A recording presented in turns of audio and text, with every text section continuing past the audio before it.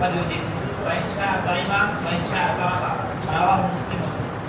عن أبي هريرة قال قال رسول الله صلى الله عليه وسلم شر الطعام طعام الوليمة يدعى له الأغنياء ويترك الفقراء ومن ترك الدعوة فقد عصى الله ورسوله. متفق عليه. بسم الله الرحمن الرحيم. وعن صفية بنت شيبة رضي الله عنها قالت أولم النبي صلى الله عليه وسلم على بعض نسائه بمدين من شعير. رواه البخاری. حضرت صفیہ بنت شیبہ ان کی صحبت کے بارے میں اختلاف ہے کہ صفیہ بنت شیبہ کو حضور اکرم صلی اللہ علیہ وسلم کی زیارت اور صحبت حاصل ہوئی، یعنی یہ صحابیہ ہیں یا تابعیہ. ان کے اندر دونوں قول ہیں. صاحب مشکات کا رجحان یہ ہے کہ صفیہ بنت شیبہ صحابیہ نہیں ہیں، گویا کہ یہ تابعیہ ہیں. فرماتی ہیں کہ اولم النبی صلی اللہ علیہ وسلم، اللہ کے نبی علیہ السلام نے اپنی بعض ازواج مطہرات کے ولیمہ 2 مد جو کے ساتھ فرمایا. 2 مد کا 1 سا. اور بعض نساء ہی سے مراد حضرات شرح نے لکھا ہے حضرت ام سلمہ رضی اللہ تعالی عنہ. حضرت ام سلمہ رضی اللہ تعالی عنہ کے نکاح میں جب ولیمہ کیا اللہ کے نبی نے تو آپ نے جو کے ذریعے سے ولیمہ فرمایا. خود حضرت ام سلمہ رضی اللہ تعالی عنہ فرماتی ہیں کہ جب صبح ہوئی تو میں نے گھر میں دیکھا کہ ذرا سا جو رکھا ہوا ہے میں نے اس کو چھانا، پھر اس کو پیسا، پھر اس کی روٹی بنائی. اللہ کے نبی علیہ السلام نے وہی لوگوں کو ولیمے میں کھلائی. حضرت ام سلمہ رضی اللہ تعالی عنہ فرماتی ہیں، اسی کو فرماتے ہیں بمدین من شعیر، جو کہ 2 مد کے ذریعے سے اللہ کے نبی علیہ السلام نے ولیمہ فرمایا. یہ مختلف روایات کے ذریعے سے مصنف علیہ رحمہ یہ بیان فرمانا چاہ رہے ہیں کہ ولیمہ بے شک سنت ہے، لیکن اس سنت کی ادائیگی کے لیے ضروری نہیں ہے کہ آدمی اپنے اوپر بوجھ ڈال کر اس کو ادا کرے، بلکہ جس وقت جو موقع ہو اور جس چیز کا موقع ہو آدمی اسی کے ذریعے سے اپنا ولیمہ ادا کر لے. اگلی روایت حضرت عبداللہ ابن عمر رضی اللہ تعالی عنہما کی ہے ان رسول اللہ صلی اللہ علیہ وسلم قال اذا دعی احدکم الى الولیمۃ فلیأتها. وعن جابر قال رسول اللہ صلی اللہ علیہ وسلم اذا دعی احدکم الى طعام فلیجب فإن شاء طعم وإن شاء ترك. رواہ مسلم. ان 2 روایتوں کے اندر اجابت ولیمہ کا حکم بیان کیا گیا. ایک تو ہے نفس ولیمہ کا حکم کہ آدمی کے لیے شادی میں ولیمہ کرنے کا کیا حکم ہے. ظاہریہ وغیرہ فرض یا وجوب کے قائل، جیسے کہ ماقبل میں گزرا حضرات ائمہ اربعہ سنت مؤکدہ ہونے کے قائل. لیکن جب آدمی ولیمہ کر رہا ہے اور وہ دوسروں کو دعوت دے رہا ہے تو دوسروں کے لیے اس دعوت کو قبول کرنے کا کیا حکم ہے، ولیمے کی دعوت کو قبول کرنے کا کیا حکم ہے. ان 2 روایتوں کے اندر اسی کو بیان فرمایا گیا. حضرت امام شافعی، حضرت امام مالک، حضرت امام احمد بن حنبل رحمہم اللہ، ان حضرات کے کلام سے جو نقل کیا گیا وہ یہ نقل کیا گیا کہ اگر دعوت خصوصی ہو یعنی نامزد ہو، جیسے لفافے پر نام لکھ کر بھیجا گیا مکرم محترم فلاں تاریخ میں ولیمہ ہے آپ تشریف لائیں، نامزد کر کر اگر دعوت دی جا رہی ہے تو ان حضرات کے کلام کے اندر تصریح ہے اس بات کی کہ پھر سامنے والے پر دعوت کا قبول کرنا فرض عین ہے. اگر کسی کو ولیمے کی دعوت نامزد کر کر دی جا رہی ہے تو پھر فرض عین ہے. اور اگر عمومی دعوت کی گئی ہے، ارے بھائی کل فلاں صاحب کا ولیمہ ہے، ایک آدمی نے مسجد میں نماز کے بعد اعلان کیا آج رات کا ہمارے بیٹے کا ولیمہ ہے، آپ سب کی دعوت ہے، عمومی دعوت، تو فرماتے ہیں اس صورت میں دعوت کا قبول کرنا فرض کفایہ ہے. بعض اگر قبول کر لیں گے تو بقیہ بعض کے ذمے سے یہ فرض ثابت ہو جائے گا. یہ حضرت امام شافعی، امام مالک اور امام احمد رحمہم اللہ فرماتے ہیں۔ حافظ ابن حجر نے لکھا ہے صاحب ہدایہ کے کلام کا مقتضا یہ ہے کہ اجابت دعوت ولیمہ واجب ہو۔ صاحب ہدایہ نے جو کچھ لکھا ہے ان کے کلام کا مقتضا یہ ہے کہ حنفیہ کے نزدیک اس دعوت کا قبول کرنا واجب ہو، لیکن فقہائے حنفیہ اس بات کی صراحت کرتے ہیں کہ دعوت ولیمہ کو قبول کرنا سنت مؤکدہ ہے۔ حافظ ابن حجر رحمۃ اللہ علیہ نے لکھا ہے، اور بات بھی یہی ہے، حنفیہ اسی کے قائل ہیں کہ جس طرح ولیمے کی دعوت سنت مؤکدہ ہے اس کو قبول کرنے کا حکم بھی یہی ہے۔ مصنف نے یہ دو روایتیں جو نقل کی ہیں اس میں اسی کو بیان فرمایا ہے، تو گویا کہ دعوت کو قبول کرنا جبکہ دعوت خصوصی ہو حضرات ائمہ ثلاثہ کے نزدیک فرض ہے اور حنفیہ کے نزدیک سنت مؤکدہ یا واجب، دونوں قول۔ اکثر نے سنت مؤکدہ ہونے کی صراحت کی۔ سنت مؤکدہ قریب من الواجب، ایک تو واجب اور سنت مؤکدہ واجب کے قریب۔ حضرات علماء کرام نے لکھا ہے کہ یہ دعوت کو قبول کرنا فرض یا واجب یہ اس وقت ہے جبکہ کوئی عذر نہ ہو۔ اگر کوئی عذر ہے تو پھر دعوت کو قبول کرنا فرض یا واجب نہیں رہے گا، بلکہ اس کو اختیار ہوگا کہ وہ اپنے عذر کی وجہ سے دعوت کو ختم کر دے۔ مثال کے طور پر دعوت دی جا رہی ہے لیکن فاصلہ اتنا ہے کہ پہنچنے میں مشقت ہوگی۔ اب کوئی آدمی کلکتے میں اپنا ولیمہ کر رہا ہے اور وہاں سے دعوت بھیج رہا ہے کہ جی فلاں تاریخ میں ہمارے ہاں ولیمہ ہے، آپ تشریف لے کر آئیں، تو اب سہارنپور سے کلکتہ جانا بہرحال ایک مسافت رکھتا ہے جس میں آدمی کا وقت بھی لگے گا، جس میں آدمی کا پیسہ بھی خرچ ہوگا۔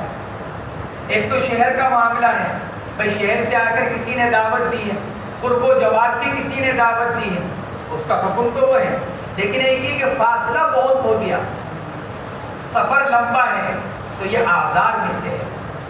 اگر آدمی کو وہاں جانے میں تکلیف ہے تو پھر یہ اعذار میں سے، وہ اعذار جو اجابت کے وجوب کو ثابت کرنے والے ہیں۔ ایسے ہی اعذار میں سے ایک عذر کیا ہے کہ آدمی کو یہ معلوم ہو جائے کہ فلاں آدمی جو شادی کر رہا ہے یا دعوت ولیمہ کر رہا ہے وہاں اس کے طرف سے جو کھانا کھلایا جائے گا وہ حرام کا ہوگا، یا وہاں پر جو کچھ کیا جائے گا وہ شریعت کے خلاف ہوگا، ویڈیو گرافی ہوگی، گانا بجانا ہوگا، تو پھر ایسی صورت میں یہ وہ عذر ہے جو اس کے وجوب کو یا فرضیت کو ثابت کرنے والا ہے۔ صاحب در مختار علامہ حسکفی رحمۃ اللہ علیہ نے لکھا ہے کہ اگر کسی کو دعوت ولیمہ دی جائے تو اس کو قبول کرنے کا حکم ہے، لیکن اگر وہاں پر غیر شرعی امور کا ارتکاب کیا جا رہا ہے، فرماتے ہیں اگر دعوت میں جانے سے پہلے پتہ چل جائے کہ دعوت کے اندر غیر شرعی امور انجام دیے جا رہے ہیں تو اس آدمی کے لیے جانا جائز نہیں ہے، جس کو پہلے ہی اس بات کا علم ہو چکا ہے کہ وہاں حرام اور غیر شرعی کاموں کو انجام دیا جا رہا ہے۔ اور اگر پہلے سے پتہ نہ چلے اور آدمی دعوت میں پہنچے پھر پتہ چلے، پہنچنے کے بعد پھر پتہ چل رہا ہے، فرماتے ہیں اب اگر یہ آدمی عوام میں سے ہے تو اس کے لیے شرکت کرنے کی گنجائش ہے، لازمی نہیں، شرکت کرنے کی گنجائش ہے۔ اور اگر یہ آدمی خواص میں سے ہے، عالم ہے، مقتدی ہے، خواص میں سے ہے، تو پھر اس کے لیے شرکت کرنے کی اجازت نہیں ہے، الا یہ کہ اس کو اس بات کا یقین ہو کہ میری شرکت کرنے سے اس کو شرم آئے گی اور وہ ان کاموں کو بند کر دے گا، یا میں جا کر اس کو روکوں گا تو وہ رک جائے گا، تو پھر ایسی صورت میں ان کو شرکت کی گنجائش ہے۔ فرماتے ہیں لیکن یہ عوام اور خواص کے درمیان فرق اس وقت ہے جبکہ غیر شرعی امور کا ارتکاب دسترخوان پر نہ ہو رہا ہو۔ اگر غیر شرعی امور کا ارتکاب دسترخوان پر ہی ہو رہا ہے تو نہ عامی کے لیے کھانا جائز نہ خاصی کے لیے کھانا جائز۔ ایک تو یہ کہ بڑا سارا حال ہے، وہاں فوٹوگرافری ہو رہی ہے، کھانا یہاں کھلایا جا رہا ہے، تو پھر عام اور خاص میں فرق، عام کے لیے گنجائش ہے، خواص کے لیے گنجائش نہیں، کیونکہ ان کی تو شرکت ہی اس بات کی دلیل ہوگی کہ وہ جو کچھ کر رہا ہے وہ جائز ہے، ورنہ فلاں صاحب شریک نہ ہوتے۔ اور اگر دسترخوان پر ہی ہو رہا ہے، جہاں گانا بجانا ہو رہا ہے وہیں دسترخوان بچھا ہوا ہے، وہیں فوٹوگرافری اور ویڈیوگرافی ہو رہی ہے، تو پھر ایسی صورت کے اندر نہ عام آدمی کے لیے کھانا جائز نہ خاص کے لیے کھانا جائز، الا یہ کہ اس کو اس بات کا یقین ہو کہ میری شرکت سے وہ ان محظورات شرعیہ سے باز آ جائے گا یا اس کو روکا جائے گا تو وہ رک جائے گا۔ یا علامہ حسکفی رحمۃ اللہ علیہ نے لکھا ہے، علامہ شامی علیہ الرحمہ نے اس پر یہ لکھا ہے کہ عامی آدمی کے لیے جو شرکت کی گنجائش جن صورتوں میں ہے، اس شرط کے ساتھ ہے کہ دل سے اس سب کو برا سمجھتا رہے، جو کچھ وہاں ہو رہا ہے اس کو دل سے برا سمجھے، اس لیے کہ حدیث پاک میں اس کو اضعاف ایمان کا درجہ دیا گیا، وذالک اضعاف الایمان، آدمی دل ہی دل میں محظور شرعی کو برا سمجھے، یہ ایمان کا سب سے کمزور حصہ قرار دیا گیا۔ شامی فرماتے ہیں عامی آدمی کے لیے جو گنجائش کی اجازت دی گئی ہے وہ اس شرط کے ساتھ کہ دل میں ان تمام باتوں کو برا سمجھتا ہے۔ تو ان دو روایتوں کے اندر اجابت دعوت ولیمہ کا حکم بیان کیا گیا۔ فرماتے ہیں حضرت عبداللہ ابن عمر کی روایت ہے، رسول اللہ صلی اللہ علیہ وسلم نے ارشاد فرمایا، جب تم میں سے کسی کو دعوت دی جائے ولیمے کی فلیأتھا، تو وہ دعوت میں ضرور آئے، فلیأتھا ضرور آئے دعوت میں۔ اور فرماتے ہیں مسلم شریف کی روایت، متفق علیہ، بخاری اور مسلم کی روایت، اور مسلم شریف میں ہی یہ دوسری روایت ہے، تو اس کے بعد طرق میں یہ اضافہ ہے، فلیجب عرسا کان او نحوہ، اس کو چاہیے کہ دعوت قبول کرے، شادی کی ہو یا غیر شادی کی۔ دعوت اگر دی جا رہی ہے تو دعوت کو قبول کرے۔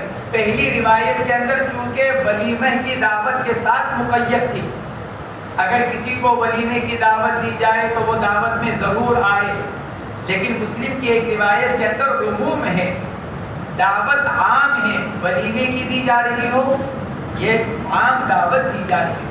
حضرات فقہاء کرام نے لکھا ہے کہ جو حضرات ائمہ الثلاثہ دعوت کی فرضیت، اجابت دعوت کی فرضیت، اور حضرات حنفیہ اجابت دعوت کے واجب یا سنت مؤکدہ ہونے کے قائل ہیں، یہ صرف دعوت ولیمہ کا حکم ہے۔ دعوت ولیمہ کے علاوہ بقیہ جتنی دعوتیں ہیں ان کو قبول کرنا محض مستحب ہے۔ آدمی قبول کر کر شرکت کرے ثواب ملے گا، ایک استحباب کا کام کیا، نہیں قبول کرتا تو کسی طرح کا کوئی گناہ نہیں ہوگا۔ کہ حضرات فقہاء کرام نے اس کی صراحت کی ہے کہ اجابت دعوت کو جو واجب قرار دیا جا رہا ہے وہ صرف دعوت ولیمہ، دعوت ولیمہ کے علاوہ جو اور دعوتیں ہیں ان کو قبول کرنا محض مستحب ہے۔ فلیجب عرسا کان او نحوہ، نحوہ کے اندر ساری دعوتیں آ گئیں، عقیدے کی دعوت بھی آ گئی اور دوسری دعوتیں بھی آ گئیں، یہ ساری دعوت اس کے اندر ہے۔ فرماتے ہیں حضرت جابر رضی اللہ تعالیٰ عنہ کی روایت ہے، رسول اللہ صلی اللہ علیہ وسلم نے ارشاد فرمایا، اذا دعی احدکم الی طعام فلیجب، جب تم میں سے کسی کو کھانے کی دعوت دی جائے، لفظ طعام، جب تم میں سے کسی کو کھانے کی دعوت دی جائے، فلیجب، اس کو چاہیے کہ دعوت کو قبول کرے، فلیجب، اس کو چاہیے کہ دعوت کو قبول کرے۔ کہ کیوں؟ اس لیے کہ دعوت کو قبول کرنے کا حکم ہے۔ اب اگر وہ ولیمے کی دعوت ہے تو قبول کرنا واجب، اور اگر غیر ولیمے کی دعوت ہے تو قبول کرنا مستحب۔ البتہ فإن شاء طعم وإن شاء ترک. طعم یطعم باب سمع یسمع سے بمعنی چکھنا اور کھانا، اور طعم یطعم باب فتح یفتح سے بمعنی سیراب ہونا، یعنی پیٹ بھر کر کھانا. تو طعم ان شاء طعم وان شاء ترک. حدیث میں دعوت قبول کرنے کی تاکید آئی ہے، لیکن کھانے کے بارے میں اختیار دیا جا رہا ہے. دو چیزیں ہیں، آدمی دعوت قبول کر کر مقام دعوت پر پہنچے، یہ تو واجب ہے، لیکن وہاں پہنچ کر کھائے یہ واجب نہیں، بلکہ اس کو اختیار ہے کھانے نہ کھانے. ہو سکتا ہے ایسا کھانا ہو جو طبیعت کو موافق نہ آتا ہو سکتا ہے کہ اس وقت کھانے کو جینا چاہ رہا ہو. اس لیے اللہ کے نبی علیہ السلام فرما رہے ہیں فإن شاء طعم وإن شاء ترک. قبول دعوت واجب ہے، کھانا صرف مستحب ہے. بعض حضرات نے لکھا ہے کہ نہیں قبول دعوت بھی واجب، کھانا بھی واجب. بعض حضرات نے یہ لکھا ہے کھانا بھی واجب، لیکن جو حضرات واجب لکھتے ہیں ان کے وجوب سے مراد یہ نہیں کہ ایک پلیٹ بریانی کی یا 2 نان کھائے، بلکہ فرماتے ہیں وجوب کی ادائیگی ایک لقمے سے ہو جائے گی. جو حضرات جو کہتے ہیں کہ دعوت میں جا کر کھانا واجب ہے، ان کے نزدیک وجوب کی ادائیگی کے لیے ایک لقمہ بھی کافی ہے. اس لیے کہ جب آپ نے میزبان کے سامنے ایک لقمہ کھا لیا تو اس کو تسلی ہو گئی. اگر آپ نہیں کھائیں گے تو وہ اس غلط فہمی میں یا وسوسے میں مبتلا ہو جائے گا، شاید یہ میرے کھانے کو حلال نہیں سمجھ رہے ہیں. تو چونکہ اس سے اس کو ایذا پہنچنے کا اندیشہ ہے، اس نے تو اہتمام کیا، دعوت کا انتظام کیا، آپ کو بلایا اور آپ وہاں جا کر کھانا نہیں کھا رہے ہیں، تو ایک طرح کا یہ پیغام جا سکتا ہے شاید وہ اس کے کھانے میں کوئی شک شبہ کر رہے ہیں، معلوم نہیں حلال کا ہے کہ حرام کا ہے. لیکن جب آپ نے اس کے سامنے ایک لقمہ کھا لیا اس کو تسلی ہو گئی. اس لیے جو حضرات وجوب کے قائل ہیں ان کے نزدیک بھی واجب سے مراد ایک آدھ لقمہ کھا لینا. لیکن حضرات جمہور علماء یہ فرماتے ہیں قبول دعوت واجب ہے لیکن کھانا واجب نہیں ہے. آدمی کو اختیار ہے کھانے میں اور نہ کھانے میں، کھانا چاہے تو کھا لے اور نہ کھانا چاہے تو نہ کھائے. اس لیے فرمایا فإن شاء طعم وإن شاء ترک. اگر کھانا چاہے تو کھائے اور اگر نہ کھانا چاہے تو نہ کھائے. وعن ابي هريره رضي الله تعالى عنه قال قال رسول الله صلى الله عليه وسلم شر الطعام طعام الوليمه يدعى لها الاغنياء ويترك الفقراء ومن ترك الدعوه فقد عصى الله ورسوله متفق عليه. حضرت ابو ہریرہ رضی اللہ تعالی عنہ کی روایت ہے، آپ علیہ الصلوۃ والسلام نے ارشاد فرمایا شر الطعام طعام الولیمہ. شر الطعام ای من شر الطعام یا شر من الطعام. گویا کہ لفظ من محذوف، کھانوں میں سے برا کھانا اس ولیمے کا کھانا ہے جس کے اندر مالداروں کو بلایا جائے اور فقراء اور غرباء کو چھوڑ دیا جائے.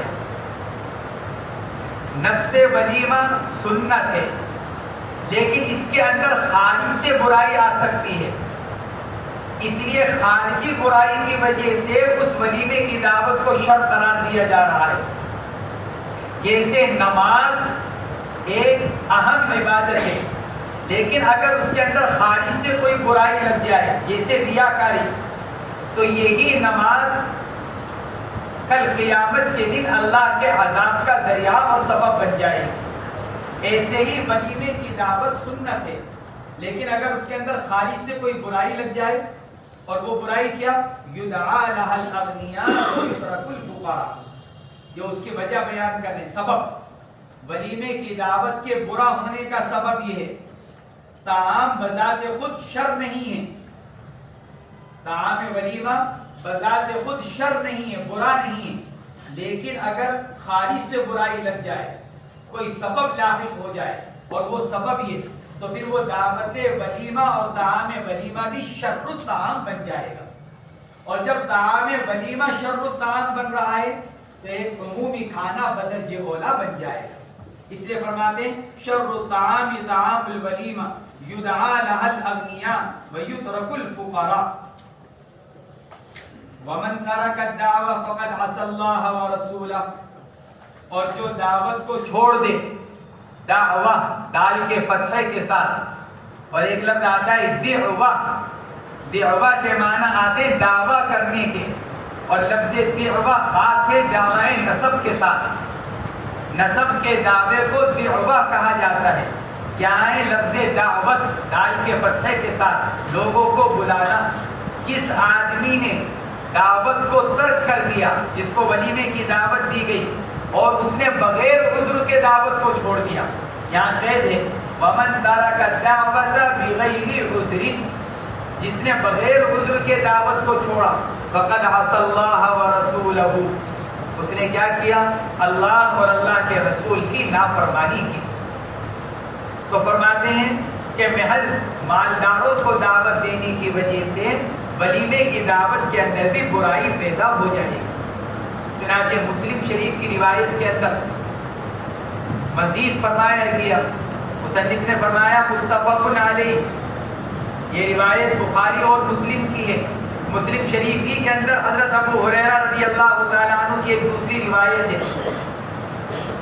حضور پاک علیہ السلام نے ارشاد فرمایا یمنعها من یاتیها، جو آ سکتا ہے اس کو تو روک دیا جاتا ہے. دعوت کو جلدی کون قبول کرتا ہے؟ ایک غریب آدمی، آپ نے جا کر اس کو دعوت دی فوراً قبول کرے گا، اچھی بات ہے جی ضرور آئیں گے. اور آپ ایک مالدار آدمی کو دعوت کرے بھائی مشغولی بہت ہے، ارے بھائی فلاں کام ہے، ارے بھائی کاروبار کی ضرورت ہے، وہ آنے میں ٹال پٹول کرتا ہے اور عام طور سے پہنچتا بھی نہیں، یا پھر پہنچے گا تو ایسی بھاگا دوڑی میں کہ آپ دسترخوان اٹھانے کی تیاری کر رہے ہیں اور وہ آپ کے ہاں دعوت میں پہنچ رہے ہیں. اسی کو حدیث پاک میں فرمایا گیا اس کو روک دیا جاتا ہے جو آنا چاہتا ہے، اس کو بلایا جاتا ہے جو انکار کرتا ہے. جو آنا چاہتا ہے اس سے مراد غربا، اور جو انکار کرتا ہے اس سے مراد اغنیا، مالدار. یہ فرمایا حدیث پاک کے اندر. اسی کو فرما رہے ہیں یدعا لها الاغنیاء ویترک الفقراء. وعن ابن مسعود الانصاري رضي الله عنه قال كان رجل من الانصار يبنى ابا شعيب كان له غلام لحام فقال اصنع لي طعاما يكفي 5 لعلي ادعو النبي صلى الله عليه وسلم خامس 5 فصنع له طعاما ثم اتاه فدعاه فتبعه رجل فقال النبي صلى الله عليه وسلم يا ابا شعيب ان رجلا تبعنا وان شئت اذنت له وان شئت تركته قال لا بل اذنت له متفق علیہ. ابو مسعود انصاری رضی اللہ تعالی عنہ، ان کا نام ہے عقبہ. حضرت علی رضی اللہ تعالی عنہ کے دور خلافت میں ان کا انتقال ہوا. بعض حضرات نے لکھا ہے سن 41 ہجری میں انتقال ہوا، اور بعض حضرات نے لکھا ہے سن 42 ہجری میں ان کا انتقال ہوا. قدیم الاسلام صحابی ہیں ابو مسعود انصاری. ان کو ابو مسعود بدری بھی کہتے ہیں کیونکہ بدر میں جو پانی کا چشمہ تھا وہیں اترے تھے یہ آ کر، اس لیے ان کو بدری بھی کہا جاتا ہے. ابو مسعود انصاری فرماتے ہیں کہ انصار کے ایک صاحب تھے، کان رجل من الانصار، ایک انصاری صحابی تھے. یکنا یکنا، نون کی تخفیف نون کی تشدید دونوں طرح اس کو پڑھا جاتا ہے. ابا شعیب، جن کی کنیت ابو شعیب تھی. نام کیا تھا نہیں معلوم، کنیت ابو شعیب تھی. کان لہو غلام لحام، ان کا ایک غلام تھا جو گوشت بیچتا تھا. لحام، لحام گوشت بیچنے والا. بخاری شریف کی روایت میں لفظ قصاب، قصاب اور لحام دونوں ہم معنی. گوشت کا کاروبار کرنے والا جس کو اردو میں قصائی کہا جاتا ہے، جنہوں نے اپنے آپ کو ترقی دے کر قریشی کر لیا، سمجھے؟ تو یہ گوشت کا کاروبار کرنے والے. قصاب، اسی کا معنی ہے لحام. لحام اے بائع اللحم، گوشت بیچنے والا، گوشت کا کام کرنے والا. حافظ ابن حجر رحمۃ اللہ علیہ نے لکھا ہے کہ اس روایت کے اندر جن کا تذکرہ ہے ابو شعیب رجل من الانصار یکنہ ابا شعیب، فرماتے ہیں بس اسی روایت کے اندر ان کا تذکرہ ہے. اس روایت کے علاوہ کتب احادیث میں، یہ ذخیرہ احادیث میں ان کا کوئی ذکر نہیں ملتا، اس لیے ان کا نام بھی پتہ نہیں چل سکا. آگے جو فرمایا کان لہو غلام اللحام، حافظ فرماتے ہیں کہ جب ان کا نام نہیں پتہ چل سکا تو بیچارے غلام کا نام کیا پتہ چلے گا. جب انصاری صحابی کا پتہ نہیں چل سکا کہ وہ کون ہے، ان کا نام کیا ہے، تو ان کے غلام کا نام کیسے پتہ چل سکتا ہے؟ اس لیے فرماتے ہیں لم اقف علی اسمہ، نہ صحابی کا نام پتہ چل سکا اور نہ غلام کا نام پتہ چل سکا، کیونکہ ان کا تذکرہ اس روایت کے علاوہ کسی اور روایت کے اندر نہیں ملتا. فرماتے ہیں انہوں نے کہا تھا اپنے غلام سے اصنع لی طعاما، ارے بھائی ذرا کچھ کھانا بناؤ، کچھ گوشت وغیرہ تیار کرو. کیوں؟ یکفی خمسۃ، ایسا کہ 5 آدمیوں کے بقدر ہو. 4-5 آدمیوں کو بلانا چاہتے ہیں دعوت دے کر، تو اس کے حساب سے کھانا تیار کرو.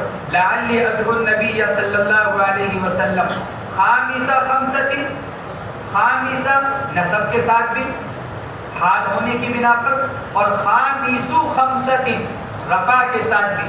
اس صورت میں ہوا ضمیر محذوف ہوگی، ہوا خامسو خمسۃ. میں اللہ کے نبی کو دعوت دینا چاہتا ہوں، اس وجہ سے کیونکہ اللہ کے نبی علیہ السلام بعض اوقات فاقے سے ہوتے تو صحابہ کرام کو آپ کا علم ہو جایا کرتا تھا، چہرہ مبارکہ سے معلوم ہونے لگتا تھا کہ آپ کئی وقت فاقے سے ہیں. لیکن اللہ کے نبی علیہ السلام کا یہ فاقہ اختیاری تھا، اضطراری نہیں، مجبور نہیں تھے اللہ کے نبی علیہ السلام فاقہ کرنے پر. جن لوگوں نے اللہ کے نبی کے فقر و فاقے کو اضطراری قرار دیا ہے وہ صحیح نہیں ہے. نبی علیہ السلام کا فقر و فاقہ اختیاری تھا. روایت کے اندر آتا ہے حضرت جبرائیل صفا پہاڑی پر تھے، حضور اکرم صلی اللہ علیہ وسلم نے ارشاد فرمایا جبرائیل آج گھر میں ایک مٹھی گیہوں یا جو بھی نہیں ہے کہ جس سے آل محمد کھا لے. ایک مٹھی یا اتنا کہ جس کو یوں پھانک کر اوپر سے پانی پی لیا جائے جیسے دوا کھائی جاتی ہے. اس لفظ کے دونوں ترجمے کیے ہیں محدثین نے. جو حدیث کا جو لفظ ہے آپ نے ارشاد فرمایا کہ جبرائیل گھر میں اتنا بھی نہیں ہے جس کو پکا کر روٹی بنا کر کھایا جائے، یہ تو بہت دور کی بات ہے. اس کو یوں دوا کی طرح منہ میں رکھ کر اوپر سے پانی پی لیا جائے، اتنا بھی گھر میں نہیں ہے. اللہ کے نبی علیہ السلام کی بات ابھی پوری بھی نہیں ہوئی، آسمانوں میں ایک عجیب سی گڑگڑاہٹ پیدا ہوئی، ایک شور، بھاگم دوڑ، جیسے بھاگنے کی آوازیں ہوتی ہیں. آدمی بھاگتا ہے تو آواز ہوتی ہے، ایسی آسمانوں پر ایک دم شور. اللہ کے نبی علیہ السلام گھبرا گئے. فرمایا جبرائیل کیا قیامت آ گئی؟ کیا قیامت کی بھاگم دوڑی شروع ہو گئی؟ عرض کیا نہیں یا رسول اللہ، ابھی آپ نے جو جملہ ارشاد فرمایا کہ محمد کے گھر میں اتنا بھی نہیں ہے کہ آل محمد ایک مٹھی بھی کھا لے یا اس کو پھانک کر اوپر سے پانی پی لے. حکم ہوا ہے اللہ کی طرف سے اسرافیل کو، اسرافیل آ رہے ہیں دوڑے ہوئے آپ کی خدمت بابرکت میں. بات پوری ہو رہی ہے، حضرت اسرافیل پہنچ گئے. عرض کیا یا رسول اللہ، اللہ نے اس کو سنا جو ابھی آپ نے جبرائیل سے فرمایا، اللہ نے اس کو سنا ہے، مجھے آپ کے پاس بھیجا ہے یہ حکم دے کر جاؤ، جا کر ہمارے نبی سے پوچھو اگر وہ چاہیں تو ہم تہامہ پہاڑوں کو سونے چاندی اور موتیوں کا بنا دیں آپ کے لیے. اگر آپ چاہیں تو یہ تہامہ عرب کا جو علاقہ ہے، اگر آپ چاہیں ہم سارے پہاڑوں کو آپ کے لیے سونے چاندی کا بنا دے، جہاں آپ جائیں گے پہاڑ آپ کے ساتھ جائیں گے، یسیر معک، آپ کے ساتھ چلیں گے پہاڑ جہاں آپ چاہیں گے۔ اللہ کے نبی کی نگاہ فوراً حضرت جبرائیل کی طرف اٹھی، کیونکہ جو کام مشورے سے کیا جاتا ہے اس میں فائدہ رہتا ہے، مشورے کے اندر خیر ہے۔ اللہ کے نبی علیہ السلام اپنے بہت سے امور میں حضرت جبرائیل سے مشورہ لیا کرتے تھے۔ آپ کی نگاہ فوراً حضرت جبرائیل کی طرف اٹھی، کیونکہ جبرائیل ملائکہ اعلیٰ میں سے ہیں، ملائکہ اعلیٰ کی قوم میں سے ہیں۔ حضرت جبرائیل اوپر کو بہت جانتے ہیں۔ روایت کے اندر آتا ہے جیسے اللہ کے نبی نے حضرت جبرائیل کی طرف دیکھا، حضرت جبرائیل نے صرف یوں اشارہ کیا ہاتھ سے، بس یوں۔ کیا مطلب؟ نبی جی چھوٹے بن کر رہنا قبول کیجئے، بڑے اور مالدار بن کر نہیں۔ اللہ کے نبی علیہ السلام نے اس پر ارشاد فرمایا، بس میں تو غلام بندہ بن کر زندگی گزارنا چاہتا ہوں، بادشاہ بن کر نہیں۔ یہ ارشاد فرمایا، میں بادشاہ بن کر نبی نہیں بننا چاہتا، بلکہ میں بندہ بن کر نبی بننا چاہتا ہوں۔ یہ آپ نے 3 مرتبہ ارشاد فرمایا۔ دوسری روایت کے اندر آتا ہے آپ نے ارشاد فرمایا، میں تو یہ چاہتا ہوں ایک دن کھانے کو ملے کھا کر شکر ادا کروں، دوسرے دن کھانے کو نہ ملے تو نہ ملنے پر صبر کروں۔ ابراہیم ابن ادھم رحمۃ اللہ علیہ سے نقل کیا گیا، فرمایا کرتے تھے، اذا وجدنا اکلنا اکل الرجال وَإِذَا فَقَدْنَا صَبَرْنَا صَبْرَ الرِّجَالِ، جب ملتا ہے تو کھاتے ہیں مردوں کی طرح، مرد بن کر، جب نہیں ملتا اپنی صبر بھی کرتے ہیں مردوں کی طرح، پھر عورتوں کی طرح واویلا نہیں کرتے۔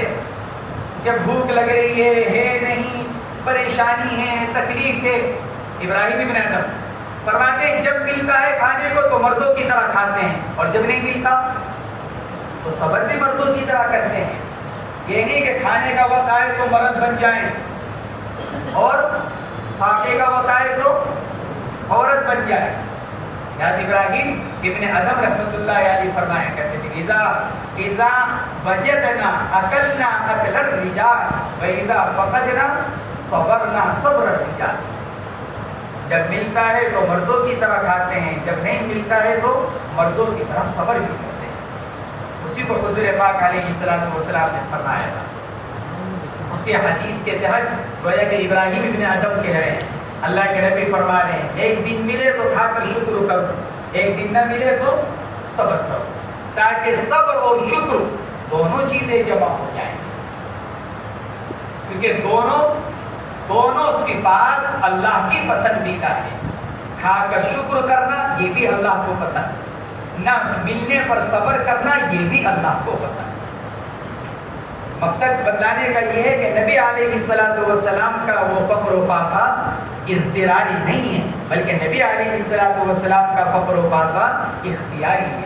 آپ اگر چاہتے تو 2 وقت کی روٹی تو کیا، آپ کے لیے تو سونے چاندی کے پہاڑ بھی اللہ رب العزت نے بنانے کے لیے حضرت اسرافیل کو بھیجا۔ فرماتے ہیں لعلی ادعو النبی صلی اللہ علیہ وسلم خامس خمسۃ فسمع له تعیما، چنانچہ غلام نے ان صحابی کے لیے کھانا تیار کیا تھوڑا سا، یا تو صنع کی ضمیر غلام کی طرف، لہو کی ضمیر انصاری صحابی کی طرف، یا پھر صنع کی ضمیر انصاری صحابی کی طرف، لہو کی ضمیر نبی علیہ السلام کی طرف، دونوں احتمال ہیں۔ تو عیما طعام کی تصغیر، تھوڑا سا کھانا، وہی جو 4-5 آدمیوں کے لیے کافی ہو جائے۔ ثم اتاہ، کھانا تیار کر کر صحابی حاضر خدمت ہوئے، فدعاہ، آپ کو دعوت دی، اللہ کے نبی تشریف لائے، اور جو 2-4 لوگ موجود ہوں گے ان کو دعوت دی ہوگی، جو اللہ کے نبی کے پاس ہوں گے، کیونکہ 5 آدمیوں کو کھانا تیار کرائے گا۔ فَتَبِعَهُمْ رَجُلٌ، جب اللہ کے نبی علیہ السلام تشریف لا رہے تھے تو راستے میں ایک صاحب اور لگے ساتھ میں، جو دعوت دینے کے وقت میں موجود نہیں تھے. میزبان نے جس وقت دعوت دی اس وقت وہ موجود نہیں تھے, راستے میں اللہ کے نبی کے ساتھ ہو گئے. فقال نبی صلی اللہ علیہ وسلم, جب آپ ان کے گھر پر پہنچ گئے, راستے میں تو آپ نے ان کو کچھ نہیں کہا, جو ساتھی آپ کے ساتھ ہو گئے تھے اللہ کے نبی نے ان سے کچھ نہیں فرمایا. جب آپ میزبان کے گھر پہنچ گئے آپ نے ارشاد فرمایا, یا ابا شعیب ان رجلا تبعنا, ایک صاحب ہمارے ساتھ ہو گئے تھے راستے میں. فإن شئت أذنت له وإن شئت تركته. دیکھو یہ ہمارے ساتھ نہیں تھے اس وقت جب تم نے دعوت دی, یہ بعد میں ہمارے ساتھ لگے. اگر تم چاہو تو دعوت دے دو, اندر آ جائیں گے. اللہ کے نبی باہر دروازے پر ہیں, یہ نہیں کہ ان کو اپنے ساتھ گھر میں لے گئے اور پھر جا کر کہہ رہے بھائی یہ بھی ہے, پھر تو آدمی شرماتا ہے گھر سے نکالتے ہوئے. اس لیے آپ باہر ہی فرما رہے ہیں, دیکھو یہ ہمارے ساتھ ہیں, اگر تم چاہو تو یہ اندر آ جائے اور اگر تم چاہو تو ان کو منع کرو. ان شئت أذنت له وإن شئت تركته. اس سے معلوم ہوا کہ مہمان کو چاہیے کہ وہ میزبان سے اجازت لے. یہ نہیں مہمان کیوں کہتے بھائی ہمارے ساتھ ہیں, بھائی یہ بھی ہیں ہمارے ساتھ, کیا پتا وہ ان کو کھانا کھلانا چاہ رہا ہے کہ نہیں کھلا رہا ہے. اس لیے مہمان کو چاہیے کہ میزبان کو مطلع کرے, بھئی یہ ہے ہمارے ساتھ, اگر آپ چاہیں تو یہ بھی آ جائیں اور اگر آپ چاہیں تو منع کریں. اس لیے کہ مہمان کو منع کرنے کا حق نہیں. وہ آدمی یوں کہے گا صاحب آپ کون منع کرنے والے, کیا پتا وہ صاحب اس کو کھانا کھلانے پر راضی ہو. اس لیے مہمان کو انکار نہیں کرنا چاہیے بلکہ مہمان کو محول کر دینا چاہیے میزبان کے اوپر. آپ چاہیں تو دعوت دے دیں اس کو اور اگر آپ چاہیں تو ان کو چھوڑ دیں. وَإِن شِئْتَ تَرَكْتَهُ قَالَ لَا اے لا أَتْرُكُهُ. عرض کیا یا رسول اللہ نہیں, میں منع نہیں کرتا ان کو, بل أَذِنْتُ لَهُ, آپ کے ساتھ آئے ہیں میں ان کو اجازت دیتا ہوں. لا اے لا أَتْرُكُهُ, کہ نبی علیہ السلام نے فرمایا تھا وَإِن شِئْتَ تَرَكْتَهُ, تو یہ ترک کی نفی کرنے. قَالَ لَا اے لا أَتْرُكُهُ, میں منع نہیں کرتا ان کو, بل أَذِنْتُ لَهُ, بلکہ کیا کرتا ہوں, بلکہ میں ان کو اجازت دیتا ہوں کہ یہ آپ کے ساتھ آ کر کھانا کھا لیں. اس میں ایک ادب معلوم ہو گیا کہ آدمی اگر کوئی بن بلایا آنے والوں کے ساتھ ہو جائے تو وہ میزبان کو اس کی اطلاع کر دے. اب میزبان کو اختیار ہے کہ وہ اس کو دعوت دینا چاہے دے, نہ دینا چاہے. بن بلائے آنے والے کو اردو میں طفیلی کہا جاتا ہے. محدثین نے لکھا ہے کہ یہ لفظ طفیلی یہ ایک صاحب تھے عربوں میں. طفیل نام کے عرب میں حضور پاک علیہ الصلوۃ والسلام طفیل ان کا نام تھا. ان کی عادت یہی تھی کہ وہ بن بلائے ہر جگہ پہنچ جایا کرتے. جہاں دعوت ہوتی دیکھی طفیل وہاں پہنچ گئے, تو ان کا نام ہی طفیل العرائس پڑ گیا تھا. طفیل العرائس. حضرات فقہاء کرام اور علماء کرام ہر اس آدمی کو جو بن بلائے دعوت میں پہنچ جائے اس کی طرف منسوب کر کر طفیلی کہنے لگے. بھئی یہ بھی اسی کی طرح ہے جو بن بلائے پہنچ جاتا ہے. بعض حضرات کا مزاج الگ ہوتا ہے. ایک صاحب تھے وہ اسی طرح دعوت میں بن بلائے پہنچا کرتے تھے. کسی نے کہا کہ حضرت آپ کی تو دعوت نہیں کی, آپ کیوں آ گئے؟ کہنے لگے کہ بھئی اگر فلاں صاحب نے اگر غلطی کی ہے تو کیا ضروری ہے کہ میں بھی غلطی کروں؟ انہوں نے مجھ کو نہ بلا کر غلطی کی تو کیا میں بھی غلطی کروں کہ میں نہ آؤں؟ تو ان کی غلطی ہے کہ انہوں نے مجھے دعوت نہیں دی, میں کیوں غلطی کروں کہ میں دعوت میں نہ جاؤں؟ اس لیے وہ ہر دعوت میں پہنچ جایا کرتے.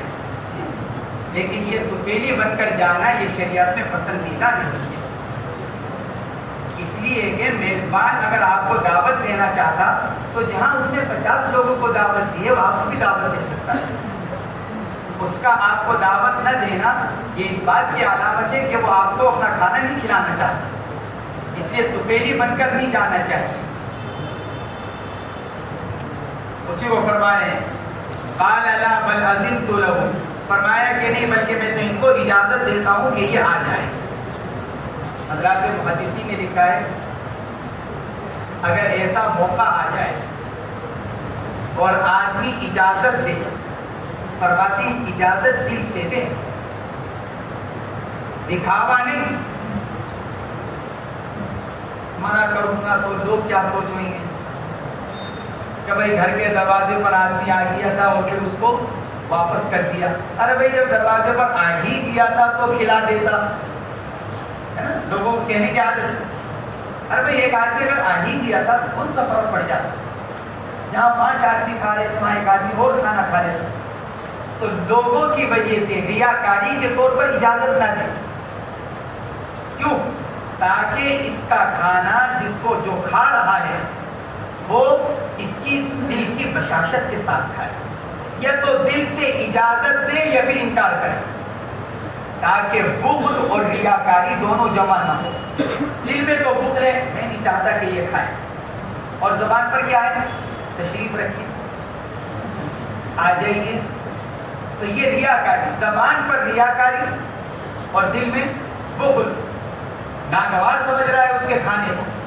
اس لیے فقہاء نے لکھا ہے کہ آدمی بخل اور ریاکاری کو جمع نہ کرے, اجازت دے تو دل سے دے ورنہ منع کرے.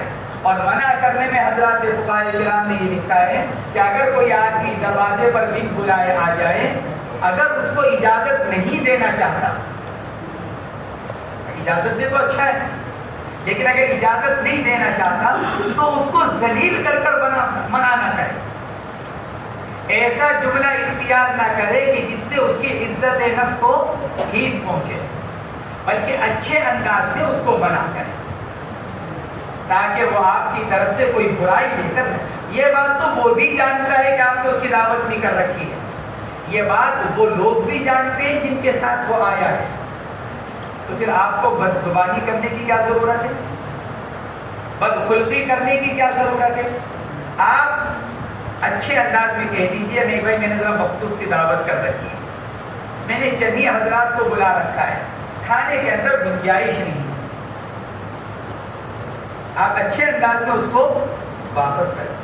بعض حضرات فقہاء کرام نے تو یہاں تک لکھا ہے منع کرتے ہوئے تھوڑا سا دے دے اس کو. ایک روٹی منگائی اندر سے, کپڑے میں لپیٹی یا کاغذ میں لپیٹی, تو آپ گھر ہی جا کر کھا لیں. کچھ دے دے, اگر ذرا بہت گنجائش نکل آئے اور اس کے کھانے کے لائے چیز موجود ہو. یہ حضرات فقہاء گویا کہ اس حدیث پاک کے اندر اللہ کے نبی علیہ الصلوۃ والسلام نے ایک بڑا ادب بیان فرمایا, پورا علم کا ایک باب کہ اگر کوئی آدمی بغیر دعوت کے پہنچ جائے تو اس کے ساتھ کیا معاملہ کیا جائے. یہ نبی علیہ الصلوۃ والسلام نے عملی تعلیم دی ہے اپنی امت کو, عملی تعلیم. آپ یہ بھی کر سکتے تھے کہ جو ساتھی آپ کے ساتھ لگے آپ ان کو وہیں منع کر دیتے, یہ بھی تو ہو سکتا تھا. جو ساتھی راستے میں آپ کے ساتھ ہوئے, اللہ کے نبی ان سے بھی فرما سکتے تھے کہ آپ ہمارے ساتھ بتاؤ ہم دعوت پر جا رہے ہیں, لیکن اس سے علم کا ایک باب نہ ملتا, ایک ادب نہ ملتا. حضور پاک علیہ السلام کے اس فعل سے آپ نے امت کو ایک عملی تعلیم دی کہ اس وقت میں کیا معاملہ کیا جائے, کون کیا کرے. مہمان کو چاہیے خاموشی اختیار کرے, کیونکہ معاملہ میزبان کا اور اس آنے والے کا ہے, درمیان میں مہمان کا کوئی معاملہ نہیں, میزبان کا اور اس طفیلی کا معاملہ ہے. لہذا انہی دونوں کو آپس میں نمٹنے دیا جائے, کیونکہ بے فائدہ درمیان میں آدمی کی موجودگی دشمنی کو بڑھاوا دیتی ہے. بے فائدہ آدمی دو کے درمیان میں آئے, معاملہ اس کا اور اس کا, آپ درمیان میں پہنچ گئے, کیا فائدہ. ہاں صلح ایک الگ چیز ہے, وہ موقع جہاں آپ یہ سمجھتے ہو کہ میرے درمیان میں ہونے سے ضرر دور ہوگا, بات دوسری. لیکن یہ اپنے بارے میں یہ سوچ لینا کہ بھائی مجھے اس معاملے میں دخل دینا چاہیے، یا اپنے بارے میں یہ سوچ لینا کہ میں بہت ہوشیار ہوں، یا اپنے بارے میں یہ سوچ لینا کہ میرا ہر جگہ روب پڑے گا، یہ آدمی کی ذہانت اور عقل مندی اور سمجھداری کی بات نہیں ہے۔ نبی علیہ الصلوۃ والسلام اگر چاہتے تو منع کر دیتے، لیکن آپ نے اپنے آپ کو درمیان میں سے نکال دیا۔ دیکھو نبی علیہ السلام اپنے آپ کو درمیان میں سے نکال رہے ہیں اور براہ راست دیکھو بھائی یہ ہیں، اگر چاہو تو اجازت دے دو، چاہو تو منع کرو۔ اجازت دینے پر آئیں گے جب تمہارے، منع کرو گے جب تمہارا مان۔ یہ نبی علیہ السلام نے ادب مرحمت فرمایا۔ چلو الفصل الثاني عن انس رضي الله عنه ان النبي صلى الله عليه وسلم اولم على صفيه بسويق وتمر، رواه احمد والترمذي وابو داود وابن ماجه۔ حضرت انس رضی اللہ تعالی عنہ کی روایت ہے، اولم علی صفیہ بسویق وتمر، حضور پاک علیہ السلام نے حضرت صفیہ کا جو ولیمہ فرمایا، یعنی ان سے نکاح کے بعد جو ولیمہ فرمایا، اس میں سبیق اور تمر، ستو اور کھجور۔ سوال یہ پیدا ہوتا ہے، اوپر تو کچھ اور تذکرہ آیا حضرت صفیہ رضی اللہ تعالی عنہ کے ولیمے کے بارے میں، اعتق صفیہ وتزوجها وجعل عتقها صداقها واولم علیہا بحیث۔ حلوہ، اللہ کے نبی نے ان کے ولیمے میں حلوہ کھلایا۔ اوپر کی روایت تو یہ ہے، یہاں روایت یہ کہ ستو اور کھجور۔ بعض حضرات نے دونوں میں تطبیق دیتے ہوئے یہ ارشاد فرمایا کہ جن روایات کے اندر راوی نے حیض کو کہا، حلوے کو، راوی کے سامنے دسترخوان پر جو رکھا ہوا تھا اس نے اسی کو نقل کر دیا۔ پہلے زمانے کے اندر اتنا تو ہوتا نہیں تھا، 100 آدمیوں کی دعوت کر رکھی ہے تو روٹی کا انتظام بھی 100 کے لیے اور چاول کا انتظام بھی 100 کے لیے۔ جس ہمارے ہاں دعوتوں کا نظم ہوتا ہے، پہلے پورے دسترخوان پر روٹی سالن رکھا گیا اور پھر پورے دسترخوان پر چاول رکھ دیے گئے۔ آدمی روٹی بھی کھاتا ہے، پھر آدمی چاول بھی کھاتا ہے۔ صحابہ کرام کا زمانہ تو عسرت کا تھا، صحابہ کرام کا زمانہ عسرت کا تھا، وہاں ملی جلی چیزیں ہوا کرتی تھی۔ کسی کے سامنے کوئی چیز آ گئی اور کسی کے سامنے کوئی چیز آ گئی۔ میں نے دیکھا ہوگا ہماری تبلیغی جماعت کے اندر شب گزاری جب ہوتی ہے تو شب گزاری کا اصول یہ ہے، ہماری اس محنت میں شب گزاری کا اصول یہ ہے، قاعدہ یہ ہے کہ اجتماعی کھانا تیار نہیں ہوگا۔ جو لوگ ہفتہ واری شب گزاری کے لیے مرکز پہنچ رہے ہیں اپنے علاقے کے، ان کو حکم کیا ہے؟ ہر ایک اپنے گھر سے ٹفن لے کر آئے اور اپنے ساتھ ایک آدمی کا اور کھانا کر لے۔ اب 100 آدمی اپنے ساتھ ٹفن لے کر آ رہے ہیں اور پورا دسترخوان بچھا ہے، 150 آدمی اور 200 آدمی دسترخوان پر بیٹھے ہوئے ہیں۔ اب ہر ایک اپنا ٹفن کھول رہا ہے۔ اب کسی کے ٹفن میں سے گوشت نکلے گا، کوئی لوکی لایا ہے، کوئی توری لایا ہے، کوئی دال لایا ہے۔ اب ہر ایک کے سامنے الگ الگ چیزیں رکھی ہیں، تو جو کھائے گا اسی کو نقل کرے گا۔ اب آپ ایک سے پوچھیں گے کیا کھایا آپ شب گزاری میں؟ کہ میں نے تو گوشت کھایا۔ دوسرا کہے گا میں نے تو دال کھائی۔ میرے سامنے تو کیا رکھی تھی؟ دال رکھی ہوئی۔ محدثین فرماتے ہیں حضرت صفیہ رضی اللہ تعالی عنہ کا جب ولیمہ ہوا تو اس میں کیا تھا؟ وہ حلوہ بھی تھا، کھجور بھی تھی اور ستو۔ کسی کے سامنے ستو اور کھجور رکھا گیا، کسی کے سامنے حلوہ رکھا گیا، جس نے جو کھایا اسی کو نقل کر دیا۔ وہ تو اس کے اجزاء ہیں جس سے حلوہ بنا تھا، کوئی بات نہیں، اس سے فرق نہیں پڑتا، اس سے فرق نہیں پڑتا، کیونکہ حضرت انس رضی اللہ تعالیٰ عنہ دسترخوان کا حال بیان کر رہے ہیں، اپنے کھانے کا حال بیان نہیں کر رہے ہیں۔ یہ تو دسترخوان کا حال بیان کر رہے ہیں، گویا کہ کہیں دسترخوان پر حلوہ رکھا ہوا تھا اور کہیں دسترخوان پر کھجور اور ستو رکھا ہوا تھا۔ یہ انس رضی اللہ تعالیٰ عنہ بیان فرما رہے ہیں. عن انس ان النبي صلی اللہ علیہ وسلم اولم على صفیہ بسبیق وتمر. حضور پاک علیہ السلام نے حضرت صفیہ رضی اللہ عنہ کا جو ولیمہ فرمایا اس میں ستو اور کھجور استعمال فرمائے. رواہ احمد والترمذی وابو داود وابن ماجہ. عن سفينة رضي الله عنها أن رجلا ضاف علي ضاف علي بن أبي طالب فصنع له طعاما فقالت فاطمة لو دعونا رسول الله صلى الله عليه وسلم فأكل معنا فدعوه فجاء فوضع يديه على إزادة الباب فرأى القرام قد ضرب في ناحية البيت فرجع. قالت فاطمة فتبعته فقلت يا رسول الله ما ردك؟ قال إنه ليس لي أو لنبي أن يدخل بيتا مسوقا. رواه أحمد وابن ماجه. حضرت سفینہ رضی اللہ تعالی عنہ کی روایت. ان کے نام میں 21 قول ہیں کہ سفینہ کا نام کیا تھا. 21 قول. اور 21 قول ہونے کی وجہ کیا ہے؟ نام تو ان کا کچھ اور تھا. بعض حضرات نے لکھا ہے کہ ان کا نام تھا زکوان. بعض حضرات نے لکھا ہے ان کا نام تھا مہران. بعض حضرات نے لکھا ہے ان کا نام تھا رومان. بعض حضرات نے لکھا ہے ان کا نام تھا سلیمان. یہ مختلف اقوال ہیں. ان کا نام سفینہ اللہ کے نبی نے رکھا. اور اس کی وجہ کیا ہوئی؟ اللہ کے نبی ایک مرتبہ سفر میں تھے اور صحابہ کرام بھی تھے. جو لوگ تھکتے چلے گئے سفر میں وہ اپنا سامان یعنی اپنی تلوار تیر وغیرہ ان کے اوپر رکھتے چلے گئے. ان کے سر پر جو ٹوکرا رکھا ہوا تھا یا کوئی اور چیز اس کے اندر ڈالتے چلے گئے. جب اللہ کے نبی علیہ السلام نے ان کو دیکھا اس حال میں آپ نے فرمایا انت سفینہ. جیسے سفینہ بمانا کشتی ہے. کشتی لوگوں کا سامان لے کر جاتی ہے ایسے ہی یہ بھی لوگوں کا سامان لے کر چلے.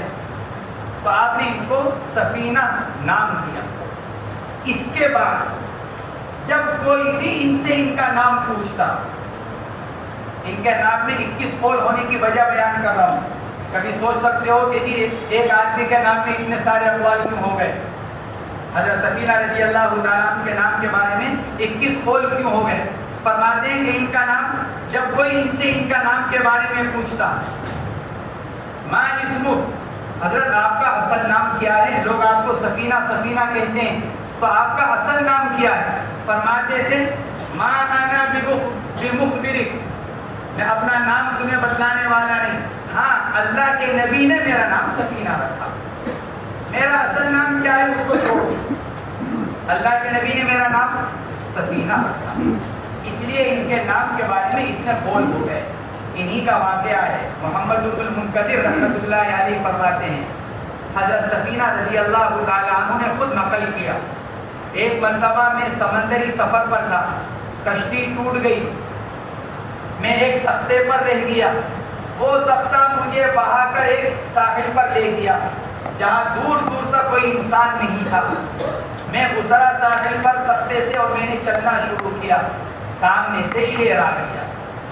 حضرت سفینہ فرماتے ہیں سامنے سے شیر آ گیا, لیکن چونکہ صحابی تھے ہماری تمہاری طرف تو تھے نہیں کہ پھر پیشاب نکل جاتا.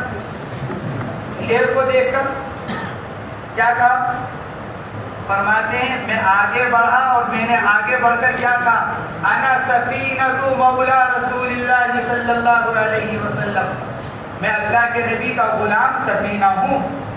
راستہ بھٹک گیا, مجھے راستہ بتلاؤ. روایت کے اندر آتا ہے حضرت سفینہ خود فرماتے ہیں میری اس بات کو سن کر شیر نے آگے چلنا شروع کیا اور میں اس کے پیچھے پیچھے ایک جگہ جا کر جہاں سے مجھ کو راستہ مل سکتا تھا آبادی میں جانے کا.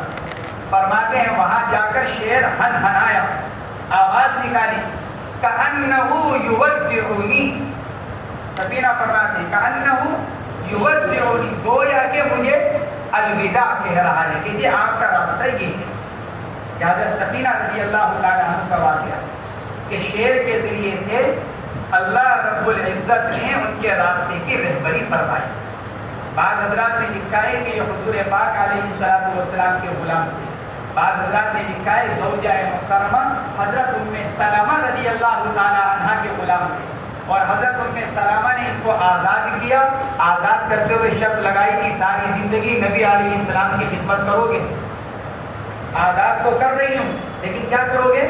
ساری زندگی نبی علیہ السلام کی خدمت کرو گے. صحابہ کے لیے تو ویسے ہی خدمت ایک سعادت تھی، اس لیے یہ ہر وقت حضور پاک علیہ السلام کے ساتھ رہتے، اپنے آپ کو اللہ کے نبی کا ہی غلام سمجھا کرتے تھے. اس لیے شعر سے کیا تھا؟ انا سفینۃ مولا رسول اللہ صلی اللہ علیہ وسلم، میں سفینہ ہوں اللہ کے رسول کا غلام. اپنی نسبت بھی اللہ کے رسول کی طرف کی، نام بھی وہ بدلایا جو اللہ کے نبی نے رکھا تھا. انا سفینۃ مولا رسول اللہ صلی اللہ علیہ وسلم. بہرحال یہ حضرت سفینہ رضی اللہ تعالیٰ عنہ کی روایت فرماتے ہیں ان رجلا ضاف علی ابن ابی طالب ضاف یضیف ضیافتا، کسی کا مہمان ہونا یعنی خود سے کسی کے گھر پہنچ جانا.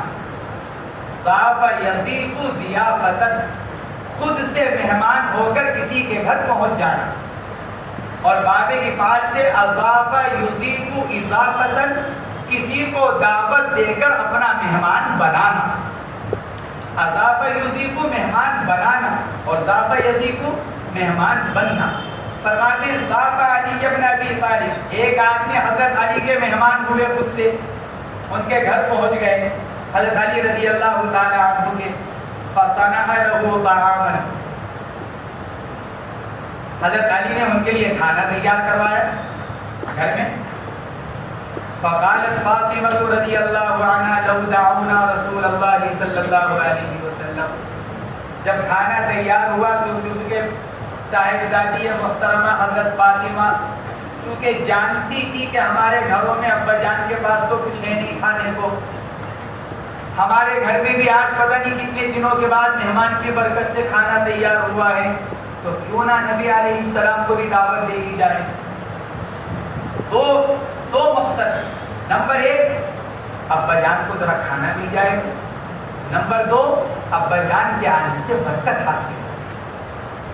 نبی علیہ السلام تشریف لائیں گے تو برکت حاصل ہوگی، گھر میں بھی کھانے میں بھی. اس لیے حضرت فاطمہ نے حضرت علی سے فرمایا لو دعونا رسول اللہ،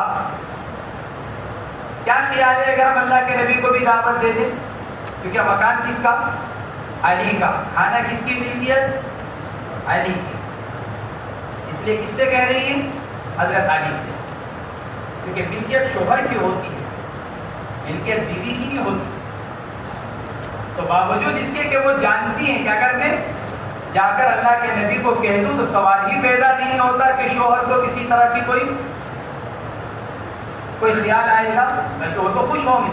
لیکن چونکہ مسئلہ یہ ہے کہ گھر کے کھانے کا مالک شوہر، اس لیے حضرت علی سے فرما رہے ہیں لو دعونا رسول اللہ فاکل معنا، اور آپ بھی آ کر ہمارے ساتھ کھانا کھا لیں، کیا ہی اچھا ہو. یا مطلب لکان احسن واکمل وابرک، کتنا ہی اچھا ہو اور ہمیں کتنی برکتیں حاصل ہو جائیں.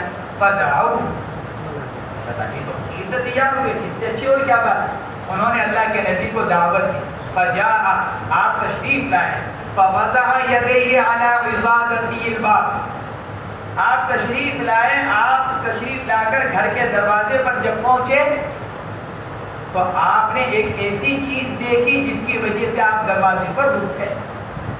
اور دروازے کی جو چوکھٹ، عضادہ کھڑی ہوئی لکڑی، جس کو اردو میں چوکھٹ کہا جاتا ہے، ایک لکڑی یوں ہوتی ہے ایک یوں ہوتی ہے، اسی پر دروازہ لگا ہوا ہوتا ہے.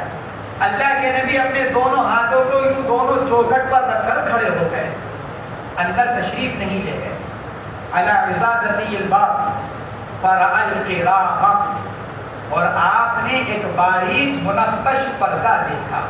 قراء باریک منقش، جس پر نقش و نگار بنے ہوئے تھے پردے، وہ دیکھا آپ نے. قد ضرب فی ناحیۃ البیت، گھر کے اندر وہ پردہ ڈلا ہوا ہے. کوئی مکان اس زمانے کے 5-5 10-10 کمروں کے تو ہوا نہیں کرتے تھے. سارا مکانی کتنا ہوا کرتا تھا؟ بس دروازے میں داخل ہوئے گویا کے کمرے میں داخل ہو گئے. حضور پاک علیہ السلام کے ازواج مطہرات کے کیا تھے؟ حجرات. اسی لیے سورت ہے حجرات. حجرات جمع حجرتن کی. اور حجرہ کسے کہتے ہیں؟ مسجد میں امام صاحب کا جو کمرہ ہوتا ہے کہ نہیں چھوٹا سا, اسی کو حجرہ کہا جاتا ہے. اللہ کے نبی علیہ السلام کے مکانات اسی طرح کے تھے. نہیں دیکھا سیدنا عمر فاروق رضی اللہ تعالی عنہ کا جب ان کا انتقال ہوا, انہوں نے حضرت عائشہ رضی اللہ تعالی عنہ کے پاس کہلوایا تھا کہ خواہش یہ کہ دفن کہاں ہو جائے. حضور پاک علیہ السلام کے برابر میں اپنے دونوں ساتھیوں کے ساتھ حضرت عائشہ نے جواب میں فرمایا تھا تمنا اور خواہش تو اس جگہ کی اپنے بارے میں تھی, لیکن میں اپنے اوپر عمر کو ترجیح دی. وہاں جگہ ہی تھی کہ بس 3-4 قبر بن جائے. آخر زمانے میں حضرت مہدی کی قبر بھی وہیں پر ہوتی. بس یہ مختصر سی جگہ ہے, اندازہ لگاؤ. اس لیے اللہ کے نبی علیہ السلام جب دروازے پر پہنچے تو اندر کا سارا نظر آیا. آپ نے اندر ایک باریک منقش پردہ ڈلا ہوا دیکھا. فرأى القرامة, آپ نے دیکھا ایک باریک منقش پردہ جس کو دیوار پر ڈالا گیا تھا. جیسے شادی کے موقع پر چارپائی کی چاروں طرف پردہ ڈال دیا جاتا ہے, ایسے ہی دیوار کے اوپر پردہ ڈالا ہوا تھا. فرجع, آپ اس کو دیکھ کر واپس پلٹ گئے. فرجع, آپ واپس پلٹ گئے. قالت فاطمہ فتبعته, حضرت فاطمہ فرماتی میں فوراً آپ کے پیچھے گئی. نبی علیہ السلام دروازے سے آ کر پلٹ گئے تو بڑی غلط بات ہو گئی. فتبعته, بعض روایت کے اندر آتا ہے حضرت علی سے فرمایا ارے اللہ کے نبی واپس ہو گئے, ذرا دیکھو کیا ہوا. فقلت یا رسول اللہ ما رہتا ہے, عرض کیا یا رسول اللہ کس وجہ سے آپ واپس ہو گئے؟ آپ تو تشریف لائے تھے, ہم نے آپ کو کھانے کے لیے بلایا تھا. ما رہتا ہے. قال انه ليس لي او لنبي ان يدخل بيتا مزوقا, ارشاد فرمایا میرے لیے یا فرمایا کسی بھی نبی کے لیے مناسب نہیں ہے ایسے گھر میں داخل ہو جس میں زیب و زینت کی گئی ہو. بیت مزوقا ای منقشہ, جس میں نقش و نگار بنائے گئے ہو, جس میں حد سے زیادہ زینت کو اختیار کیا گیا ہو, بنایا گیا ہو. نبی کی شان کے لائق نہیں ہے کہ وہ اس مکان میں جائے. اس سے مسئلہ معلوم ہو گیا جس کو ابھی بتلایا کہ اگر آدمی کسی دعوت میں پہنچے اور وہاں جا کر کسی غیر شرعی چیز کو دیکھے تو آدمی کے لیے دعوت میں شرکت کرنا جائز نہیں ہے, بلکہ واپس پلٹ کر آ جائے. یہ نہ سوچے کہ میزبان میرے بارے میں کیا سوچے گا. حضور اکرم صلی اللہ علیہ وسلم صاحبزادی محترمہ کے گھر سے واپس تشریف لے جا رہے ہیں, جن کے بارے میں فرمایا تھا فاطمہ تو بضعۃ منی, فاطمہ میرے جسم کا ٹکڑا ہے. ان کے گھر سے اللہ کے نبی واپس تشریف لے جا رہے ہیں ایسی چیز کی وجہ سے جو گھر میں نہیں ہونی چاہیے. جیسے یہ دیوار ہے, علماء نے لکھا ہے کہ دیواروں پر پردہ ڈالنا ممنوع ہے.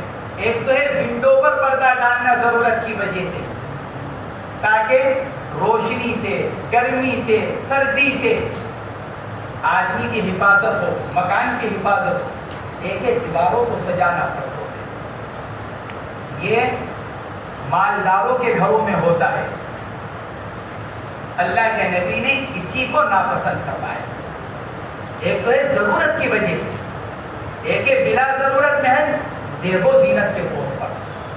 اسے اللہ کے نبی نے فرمایا بیتن مزوقا, ایسا مکان جس کو محض کس وجہ سے زیب و زینت کے طور پر جس کو سجایا گیا. ضرورت کی وجہ سے پردہ استعمال کیا جائے کوئی حرج کی بات نہیں. اسی لیے فرمایا لنبی ان يدخل بیتا مزوقا. وعن عبد الله بن عمر رضي الله عنهما قال قال رسول الله صلى الله عليه وسلم من دعي فلم يجب فقد عصى الله ورسوله ومن دخل على غير دعوة دخل سارقا وخرج مغيلا رواه ابو داود. حضرت عبداللہ ابن عمر رضی اللہ تعالی عنہما کی روایت ہے، حضور اکرم صلی اللہ علیہ وسلم نے ارشاد فرمایا جس کو دعوت دی جائے اور وہ دعوت کو قبول نہ کرے اس نے اللہ اور اللہ کے رسول کی نافرمانی کی. اس لیے کہ اللہ کے رسول کا حکم ہے دعوت قبول کرو، تو اس نے اللہ کے رسول کے حکم کو قبول نہیں کیا، اور اللہ کے رسول کے حکم کو قبول نہ کرنا اللہ کا حکم کو قبول نہ کرنا، کیونکہ اللہ نے قرآن پاک میں یہ ارشاد فرمایا جس نے نبی کی نافرمانی کی اس نے اللہ کی نافرمانی کی. اور اس کی وجہ کیا؟ کیونکہ نبی اللہ کی طرف سے بولتے ہیں، نبی اللہ کی طرف سے حکم دیتے ہیں، اس لیے نافرمانی کی نسبت اور اضافت اللہ اور اللہ کے رسول دونوں کی طرف کی جا رہی ہے. جس نے بلا عذر دعوت کو قبول نہیں کیا، اگر کوئی عذر ہے بات الگ ہے. بعض اوقات آدمی دعوت دینے کے لیے آتا ہے، اگر ہم نے اسی کے سامنے کہہ دیا ارے بھائی ہمیں رہنے دو، اگر اس نے اس کو قبول کر لیا پھر تو یہ عذر بن گیا. لیکن اگر اس نے یوں کہا کہ نہیں حضرت آپ کو تو آنا ہی ہے، اب جانا ضروری ہے.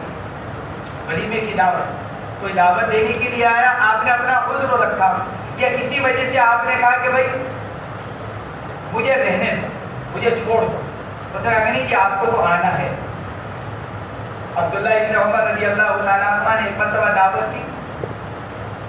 اس آدمی ایک آدمی نے کہا کہ حضرت میرا عذر قبول کر لیجیے. فرمایا کہنے اس نے کہا کہ حضرت میرا عذر قبول کر لیجیے، یعنی مجھے رخصت دے دیجیے کہ میں نہ آؤں دعوت میں. فرمایا کہ نہیں، آنا پڑے گا.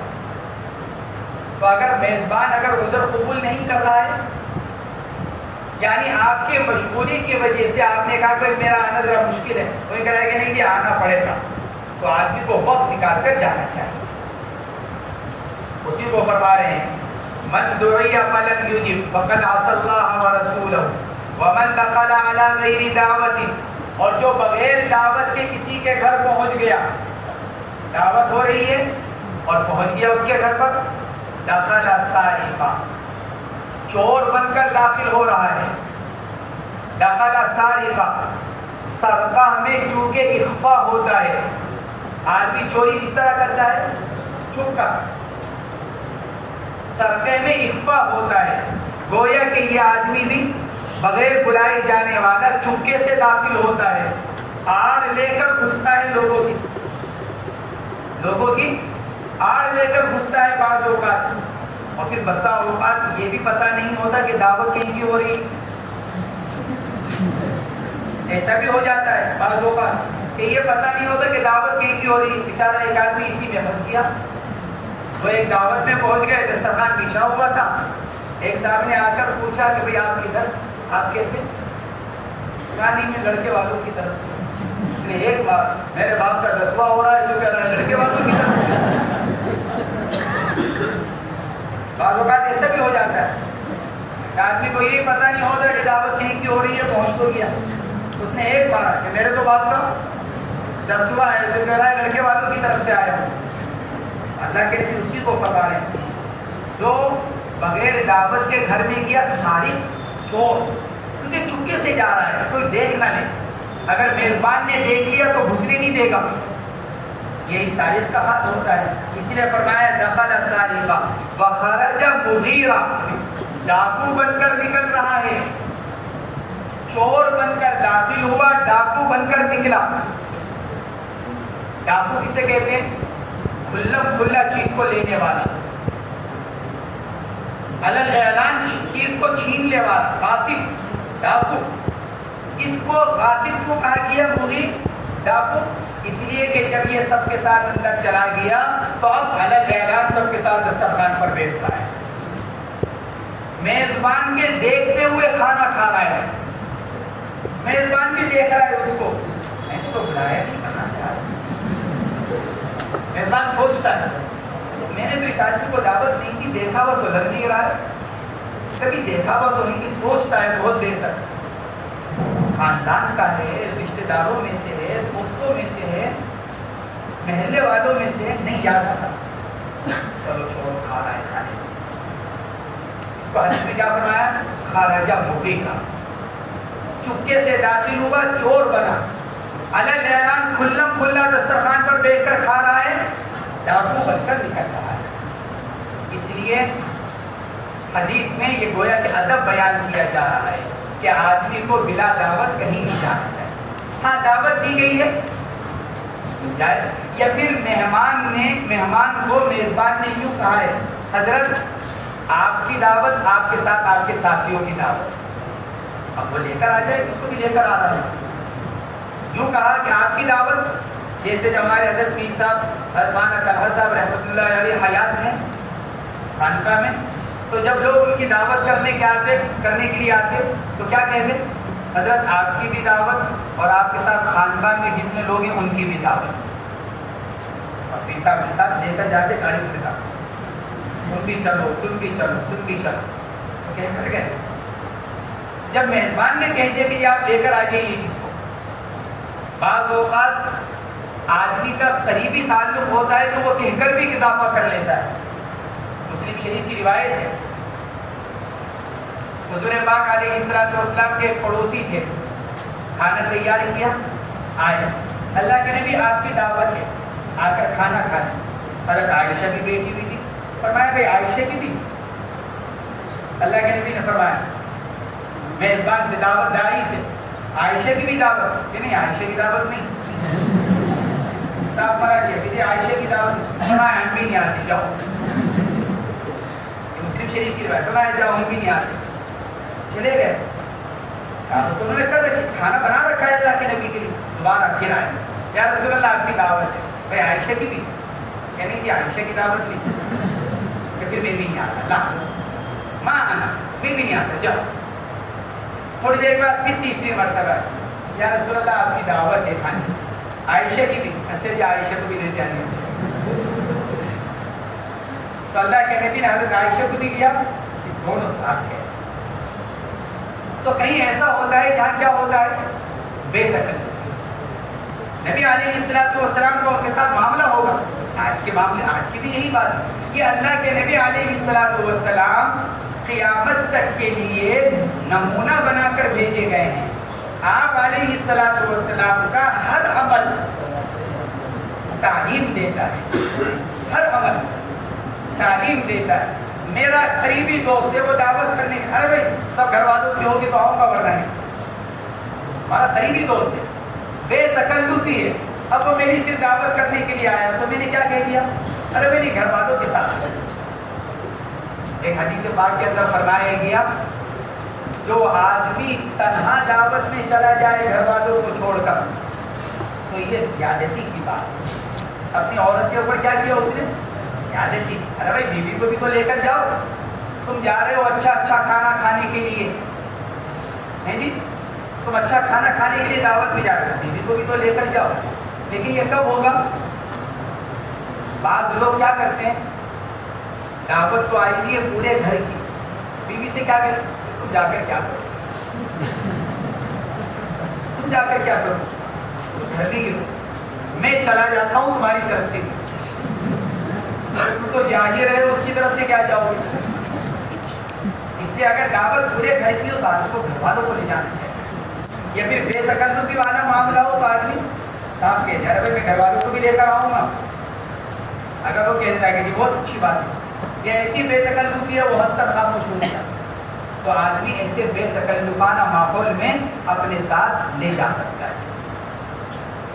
آپ نے فرمایا من دخل علی غیر دعوت دخل سارقا وخرج مبیرا۔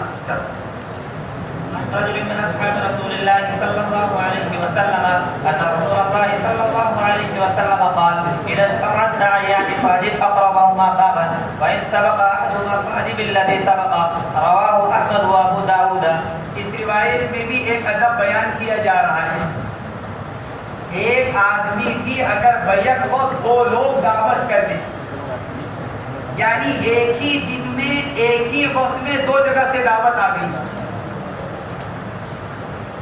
کل جمعے کے دن کے بارے میں زید نے بھی آ کر کہہ دیا حضرت 2 بیر کا کھانا جمعے کے بعد ساتھ میں کھا لیں. عمر نے بھی آ کر کہا کہ آپ 2 بیر کا کھانا ہمارے گھر کھا لیں. کس کی دعوت کو قبول کیا جائے؟ اگر آگے پیچھے دعوت آئی ہوئی ہے تو معاملہ آسان ہے. جس نے پہلے دعوت دے رکھی ہے اس کی دعوت قبول کی جائے گی. لیکن اگر ایک ساتھ آ کر کہہ دیا بھائی اکبر 2 کارڈ ہمیں گھر کے دروازے پر پڑے ہوئے ملے, آپ گھر میں داخل ہوئے اور 2 کارڈ آپ کو بھائی اکبر گھر کے اندر ملے. گھر والوں نے 2 کارڈ دیے کہ بھائی فلاں بھی آئے تھے فلاں بھی آئے تھے, یہ کارڈ دے گئے. اب یہ معلوم نہیں پہلے کون بعد میں کون, تو کس کی دعوت کو قبول کر کر جانا چاہیے, کس کے ہاں جائے؟ نبی علیہ الصلوۃ والسلام تعلیم دے رہے ہیں عجب اقربہما بابا, دیکھو تمہارے گھر کے دروازے سے قریب کس کا دروازہ ہے. دروازے کے اعتبار سے جو قریب ہے وہ مقدم, کیونکہ قرآن پاک میں بھی اسی کو فرمایا گیا والجار ذی القربى والجار الجنب, پڑوس ملا ہوا, اسی کو نبی علیہ الصلوۃ والسلام فرما رہے ہیں اذا اجتمعت الداعیان, جب 2 دعوت دینے والے جمع ہو جائیں فاجب اقربہما بابا, اور دونوں میں سے دروازے کے اعتبار سے جو قریبی ہو اس کی دعوت کو قبول کرے. وَإِن سَبَقَ أَحَدُهُمَا, اور اگر دعوت دینے میں ایک دوسرے سے سبقت کر جائے فَأَجِبِ الَّذِي سَبَقَ, جو سبقت کر چکا ہے اس کی دعوت کو قبول کرے. فَأَجِبِ الَّذِي سَبَقَ, جس نے پہلے آ کر کہا اس کی دعوت کو قبول کیا جائے. یہی حکم مولا علی قاری رحمۃ اللہ علیہ نے لکھا ہے. اسی سے مسئلہ نکلا, اگر کسی مفتی کے پاس 2 لوگ پہنچ گئے ہیں مسئلہ معلوم کرنے کے لیے, جو پہلے آیا ہے پہلے اس کو جواب دیا جائے. قاضی کے پاس اگر 2 لوگ اپنا معاملہ لے کر پہنچ گئے ہیں تو قاضی پہلے آنے والے کے بارے میں پہلے فیصلہ کرے, بعد میں آنے والے کے حق میں بعد میں فیصلہ کرے, اس لیے کہ اس کو سبقت کی وجہ سے ترجیح حاصل ہے.